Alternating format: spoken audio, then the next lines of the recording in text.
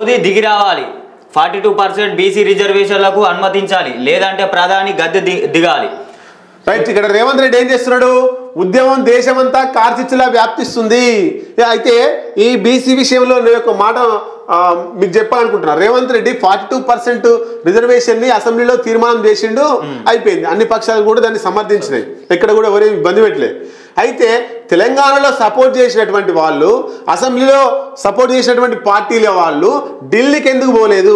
జంతర్ మంతర్ కాడ వేయాలి కదా, ఢిల్లీ దగ్గర పోయి జంతర్ మంతర్లో ధర్నా వేయాలి కదా. ఎందుకు చేయలే అంటే అసెంబ్లీలో తీర్మానం పెట్టేటప్పుడు ఒక మైండ్ సెట్ కలిగి ఉన్నారు రాజకీయ పార్టీలు, ఢిల్లీకి పోవడంలో ఒక మైండ్ సెట్ కలిగి ఉన్నారు రాజకీయ పార్టీలు. మరి నిజంగా రేవంత్ రెడ్డి పిలిస్తే రాలేదా? రేవంత్ రెడ్డికి క్రెడిట్ వస్తుందని రాలేదా? మరి వాళ్ళ పార్టీలతోటి బీసీలకు రిజర్వేషన్ కావాలని ధర్నా చేయాలి కదా. కాంగ్రెస్ వాళ్ళు పోయిర్రు అనుకోండి, బీజేపీ వాళ్ళు మళ్ళీ వాళ్ళు పోయి చేయాలి, బీఆర్ఎస్ వాళ్ళు పోయి చేయాలి. ఇక్కడ ఏమైందంటే రేవంత్ రెడ్డికి ఎక్కడ క్రెడిట్ వస్తుందో అనే ఉద్దేశంతో రేవంత్ రెడ్డి పోయినటువంటి మీటింగ్కు మిగతా పార్టీలు పోలే. బీజేపీ పోతుందా? బీజేపీ పోదు. ఎందుకు పోదు? దేశ ప్రధానే బీజేపీ మీద బీజేపీ ఫైట్ చేస్తుందా? ఈ బీజేపీ ఎమ్మెల్యేలు పోయి నరేంద్ర మీద ఫైట్ చేసే దమ్ము సీను సితారా ఉందా?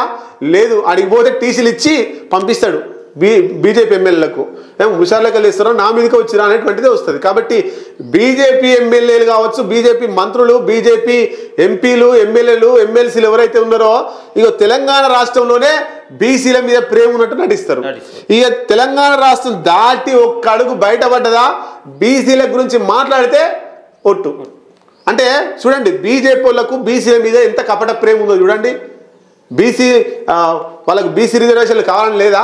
రేవంత్ రెడ్డి తోటి పోవడం ఇష్టం లేకపోతే బీజేపీ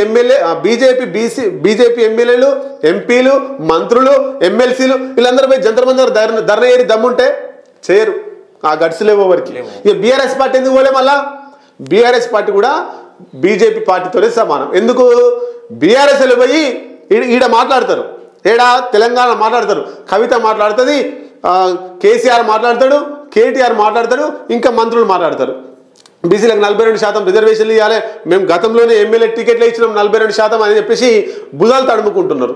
వాళ్ళు కూడా తెలంగాణ రాష్ట్రం వదిలిపెట్టి ఢిల్లీకి పోయి ఒక్క అడుగు పెట్టినా వాళ్ళు మళ్ళీ జైలుకే. కవిత పోయి జైలునే కూర్చుంటుంది, అది వాళ్ళకి తెలుసు. కాబట్టి ఎంత దుంకులాడినా, ఎంత దులో ఆడినా, ఎన్ని రిజర్వేషన్లు బీసీలకు 42% కావాలని ఎంత హంగామా చేసినా తెలంగాణ లోపలనే వేస్తారు. తెలంగాణ దాటి ఢిల్లీలో ఏరు. నరేంద్ర మోడీ దగ్గర పోయి ప్రశ్నించే దమ్ము, ధైర్యం కేటీఆర్కు, కవితకు, కేసీఆర్కు బీఆర్ఎస్ పార్టీలో ఒక్క నాయకుడు కూడా దమ్ము లేదు, రాదు కూడా. ఎందుకంటే మళ్ళీ వాళ్ళు చేసినవన్నీ పాపాలే కాబట్టి జైలుకు పోతారు. కాబట్టి ఈడునే తిప్పాలి, ఈడనే తెలంగాణలోనే జై బీసీ బీసీ బీసీ అని తిప్పాలి తప్ప వేరే ఉద్దేశం లేదు. ఇంకా తీన్మార్ మల్లన్న, తెలంగాణకు సంబంధించి తీన్మార్ మల్లన్న బీసీని నాదం ఎత్తుకుంటూ సంతోషం, బీసీలను ఒక చోట తీసుకొస్తారని అనుకున్నాం. కానీ పాపం రేవంత్ రెడ్డి మోసం చేసినట్టుండు తీన్మార్ మల్లన్న. ఎందుకు? కొంతమంది ఏమన్నారంటే తీన్మార్ మల్లలను ఆట ఆడిస్తుంది రేవంత్ రెడ్డి అన్నారు. మరి నిజంగా రేవంత్ రెడ్డి అయితే ఒక విషయం మాట్లాడుకుందాం. రేవంత్ రెడ్డే తీన్మార్ మల్లను రెడ్డిల రాజ్యం రావద్దు, చివరి ముఖ్యమంత్రి ఓసీ ముఖ్యమంత్రి నేనే ఉండాలన్న తర్వాత ఎవరు ఉండొద్దు, ఇక బీసీలే కావాలనేటువంటి దాంతో మల్లన్నను ఎగేసిండు అనుకుందాం. కానీ మల్లన్నను సస్పెండ్ చేసిరు పాపం కాంగ్రెస్ పార్టీ వాళ్ళు. ఆయన పక్కకు పోయిండు. ఆయన ఇప్పుడు కాంగ్రెస్ పార్టీలో లేడు, ఇటు బీసీ ఉద్యమంలో కూడా లేడు. ఢిల్లీకి పోయిండు కదా, ఢిల్లీలో జంతర్ మంతర్ దగ్గర రేవంత్ రెడ్డి ధర్నా చేసిండు కదా. దీనిలో తీన్మార్ మల్లను అవుపడలే.